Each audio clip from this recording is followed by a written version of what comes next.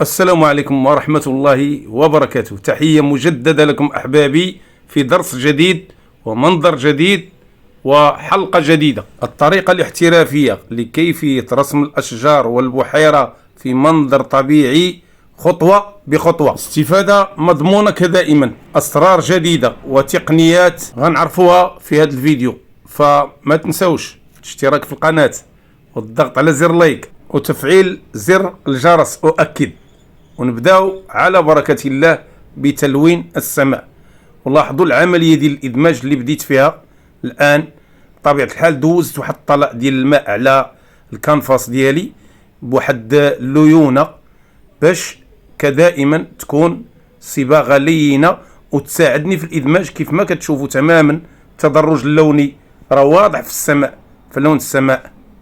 نعاود نضيف اللون البنفسجي، ولاحظوا العملية ديال إضافة اللون باش ندير التدرج يكون اللون فوق يعني فونسي واللون قوي، والتحت يكون فاتح. ونبدا نباشر دائما عملية التدرج بهذه الطريقة. كندي الفرشاة ونجيبها بعملية سهلة، ثم نبدل اللون. غنضيف اللون أزرق، لاحظوا أزرق سماوي، نملأ به المساحة لتحت لأنها غتكون بحيرة لتحت والفوق سماء بدون سحب. وعلى فكرة اللوحة مقياس 50 على 34 سنتيمتر، لوحة صغيرة مبدئيا. ولاحظوا الفرش اللي كنستعمل للتذكير. دائما الفرش كتكون في المساحات الصغيرة فرش صغيرة، في المساحات الكبيرة فرش كبيرة. نحاول دائما نأكد اللون، نحاول ندير الطلاء ونعودو. كيف ما كتشوفوا ضفت إضافة للون أزرق وبنفسجي باش يبان التدرج، لأن التحت خاصو يبان خافت، اللون خافت. وهكذا حتى ننهي عملية التدرج. كيف ما كتشوفوا يبانوا ألوان السماء. الآن جات مرحلة التخطيط. لاحظوا هذا الخط اللي صنعت لتحت باش نحدد الأبعاد ديال البحيرة لتحت وندير المروج الفوق. كتبقى لي الأشجار غنديرها في خط أفقي، يعني نخططها في خط أفقي، غتمشي في خط أفقي. لاحظوا العملية ديال تخطيط الأشجار بشكل خفيف، ولاحظوا المنظر راه باين، ثم الجبل والجبال اللي تحته مباشرة. نبدأ بالتلوين بفرشاة الأنجولو. لاحظوا الحجم ديال الفرشاة واللون، اللون فيه الرمادي والأزرق وقليل من البنفسجي، وبطبيعة الحال الأبيض دائما كندعم به الألوان. لاحظوا الدرجة ديال اللون. وممكن مثلا نضيف واحد الاسود، اللون اسود يبين اللون غامق شويه، ولكن كنختار دائما الالوان اللي كتكون متقاربه. نضيف على الجبال تحت بنفسجي واسود على نفس التركيبه اللي درت في الجبل الاول، عطاتني لون اخر. ثم نبدا في الاضاءه، لون ابيض وبنفسجي على الجهه اليسرى بفرشاه الانجولو. نحاول نعطي به إضاءة للجبل غتبين لي تولوج. لاحظوا المساحة اللي كنلون فيها، اللون بنفسجي خفيف أبيض وبنفسجي كيعطيني هاد الدرجة. نحاول ندير تولوج في هاد المساحة اللي على اليسار، ثم الوسط جبل مليء بالتولوج كيف ما كتشوفوا. نحاول رابط الخطوط ديال اللون البنفسجي، والعمل بفرشاة الأنجولو كيف ما شفتوا، فرشاة صغيرة كتعطيني الزوايا الضيقة، المساحات ديال الزوايا الضيقة. نضيف اللون الأبيض. الآن غنبدا في اللون الأبيض، لأن اللون الأبيض غادي يعطي الإضاءة أكثر للون البنفسجي، وغادي حتى اللون البنفسجي ينسجم مع الأبيض، بالتالي يعطيني تولوج منعكس عليها اللون البنفسجي وتبان ببعد ثلاثي كأنها موضوعة في الجبل. نحاول نوزع بخفة. لاحظوا عملية توزيع ديال التفاصيل ديال التولوج بضربات خفيفة. ونحاول المساحة اللي على الجهة اليمنى نخليها في الظل ديالها، في اللون ديالها الأول. غنضيف لها شيء من اللون اللي كاين لتحت في الجبال لتحت، خفيف بخطوط وعروق. نمشي الآن للجبال لتحت، ندير اللون الرمادي والأزرق، ندير به إضاءة من الفوق وتفاصيل ديال الجبال باش تبان جبال عليها انعكاسات ضوئية وفيها تفاصيل. ولاحظوا الآن طلاء ديال الأشجار، لون الظل باللون الأسود والأخضر، والتلوين بفرشاة الأنجولو. غنلون المساحة اللي خططت كلها في الأشجار اللون الأسود والأخضر بقوة. هنا عطيت لي اللون الأسود قوة، يعني مني دمجت اللونين قويت اللون الأسود باش يبان اللون الأخضر قوي. ونحاول نخدم حتى فرشاة المروحة الصغيرة باش ندير تفاصيل ديال أشجار الصنوبر بالأوراق ديالها من الفوق، لأن فرشاة المروحة لاحظوا عندها أطراف مسننة كتحدد لي أوراق شجر الصنوبر بدقة. فرشاة صغيرة واختاريتها لهذه المساحات الصغيرة، لأنني كما قلت مقياس اللوحة 50 سنتيمتر على 34 سنتيمتر، وفي هذه المساحة العمل بالفرش الصغيرة أدق وأحسن باش يساعدني في التفاصيل ويعطيني الدقة في التحديدات ديال كل عنصر في المنظر الطبيعي. طلاء كيمشي بنفس الطريقة وبنفس اللون، إلا أنني كنغير في رؤوس الأشجار باش نحدد نوع ديال الأشجار اللي عندي في المنظر.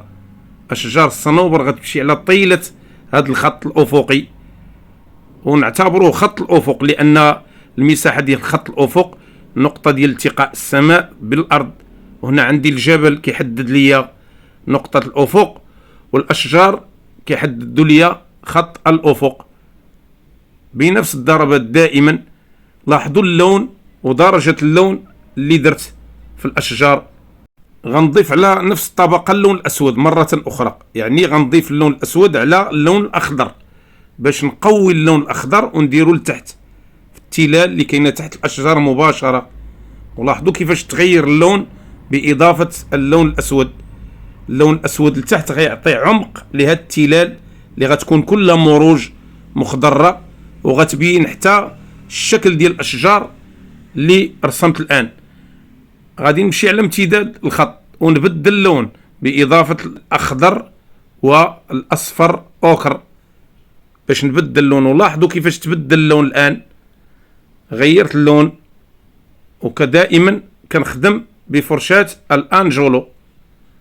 الأنجولو دقيقة في تحديد هاد الطلاء ديال أشجار الصنوبر.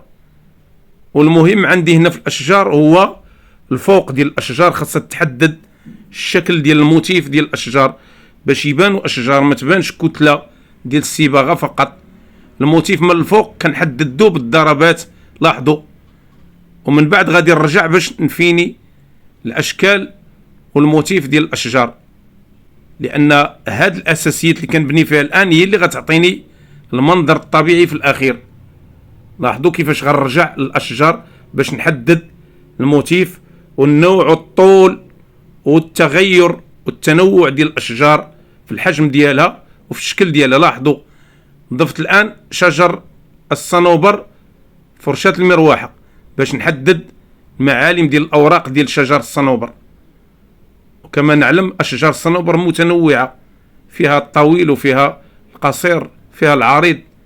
هنا غندير تنوع ديال أشجار الصنوبر بضربات متنوعة فرشاة المروحة، وندير فرشاة الأنجولو، ونحاول نغني الأشكال ديال الأشجار بتكرار ديال العملية ديال تغيير الموتيف. لاحظوا ثم ندير طلاء لتحت في البساط اللي فيه غيكون فيه مروج باللون الأخضر. لاحظوا الدرجات الآن ديال اللون الأخضر كيفاش كتغير شيئا فشيئا. هاد الدرجة الآن درت فيها لون أخضر شيء من الأسود، وضفت لي الأصفر أوكر أو الكريم أصفر كريم، عطاني هاد الدرجة. لاحظوا درجة الأخضر كيفاش كنغيرها في ألوان الظل، هذه كلها ألوان ظل.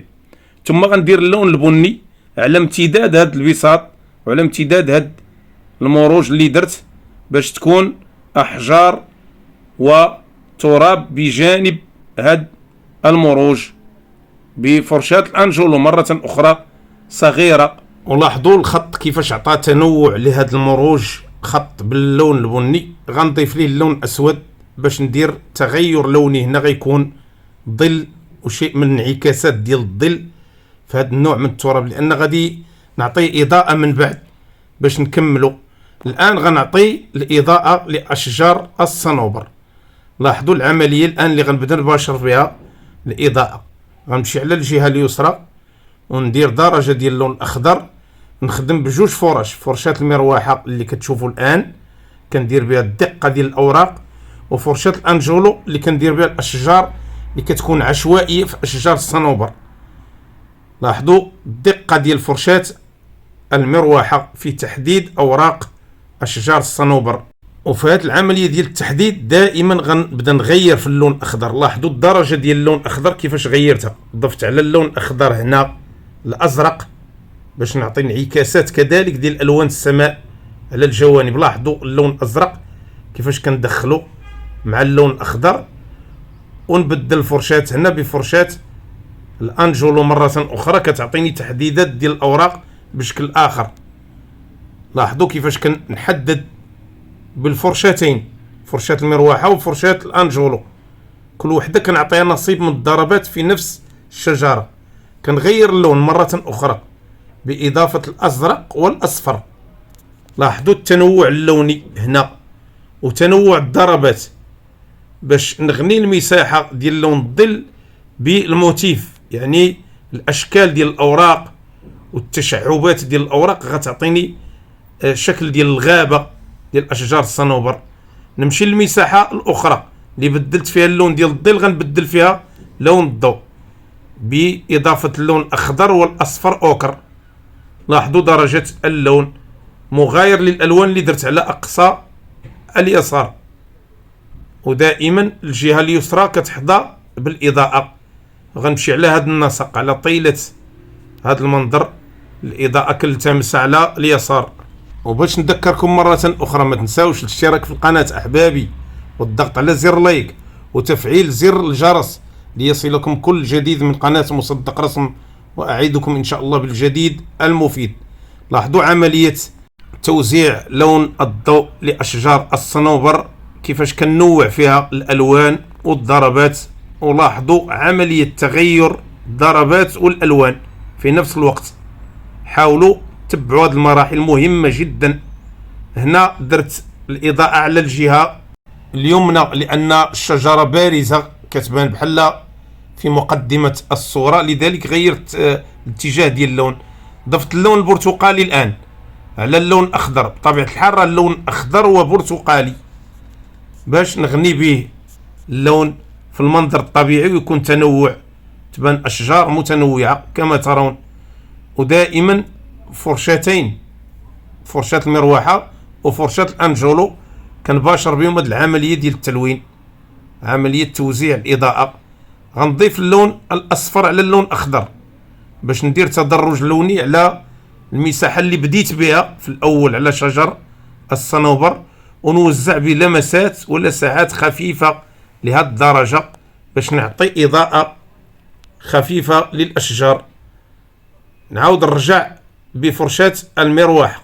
درت الآن فرشاة المروحة، من قبل درت فرشاة الأنجولو في التوزيع ديال نفس الطبقة ديال اللون. الآن فرشاة الأنجولو لتوزيع لون ضوء هذا المروج، لون أخضر بيستاش، لون فستقي. لاحظوا اللون أصفر وأخضر، وكنضيف طبقة الأصفر بكثرة باش تعطيني هذه الدرجة. نديرها فوق المساحة اللي درت فيها اللون الأخضر كفراش في الأول، ونوزعها بدقة. لاحظوا الفرشاة كيفاش دقيقة من الرأس ديالها، كتعطيني الضربات بشكل رائع. غنحدد هذه المساحة كلها باللون الأخضر، غتبقى لي المساحة اللي بقرب البحيرة غادي نحاول نعطيها اللون الأصفر، واللون الأصفر كذلك كنضيف لي شيء من اللون الأخضر باش يكون امتداد للون الأخضر.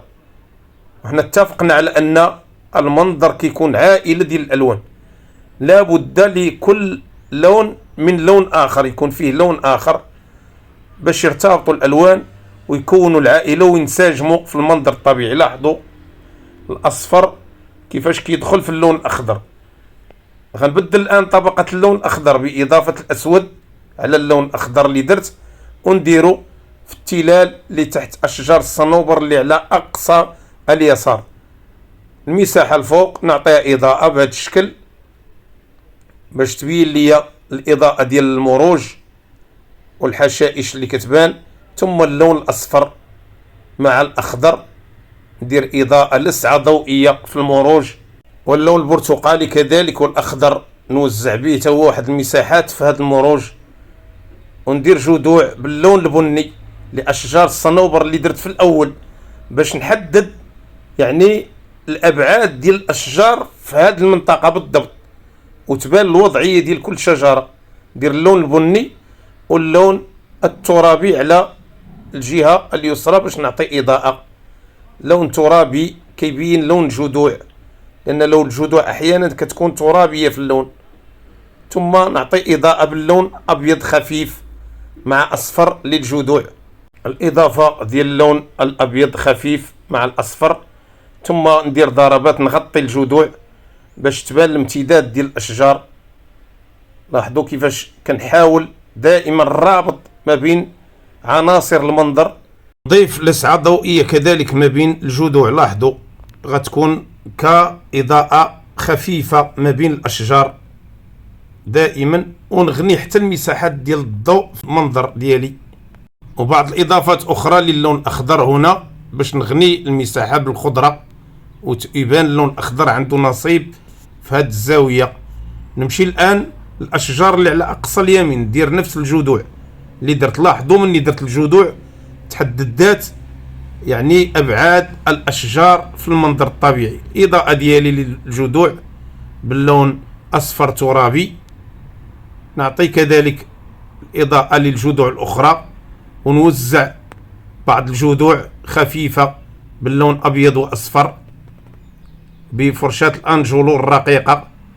بدات كتحدد الآن معالم ديال الأشجار الوضعية ديالها في المنظر بهاد الضربات، ضربات خفيفة كيف ما كتشوفوا حددات ليا البعد ديال المنظر.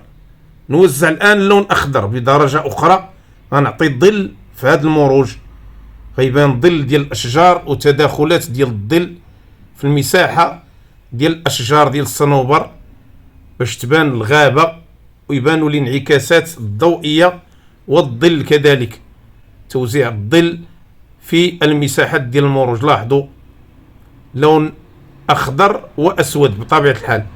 نعطي الانعكاس الآن ديال الأشجار في المياه تحت في البحيرة باللون أسود وأخضر وبفرشاة الأنجولو.